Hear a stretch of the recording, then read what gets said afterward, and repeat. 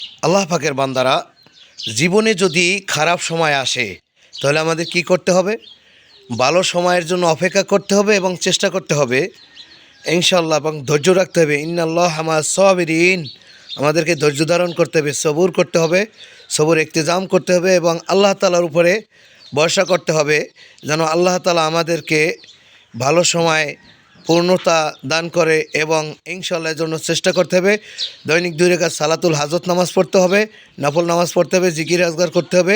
এর মাধ্যমে আল্লাহ তাআলার কাছে মোনাজাত করতে হবে, ফরিয়াদ করতে হবে। ফরিয়াদ করেও বলতে হবে যে হায় আল্লাহ, আমার খারাপ সময়কে কাটিয়ে ভালো সময়ে রূপান্তরিত করে দেন।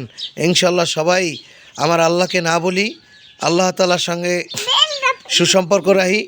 আল্লাহ তাআলা যদি আমাদের চায়, আমাদের জীবনের পুরো চাবিকাঠি, পুরো জিন্দেগি বদলাই দিতে পারেন। ইনশাআল্লাহ কাজী আমরা ভালো কিছু করি, আল্লাহ তাআলাকে ডাকতে থাকি, সবাই আল্লাহ স্মরণ করি, আল্লাহর কাছে সাহায্য চাই। খারাপ সময় কেটে যাবে, ইনশাআল্লাহ খারাপ সময় থাকবে না।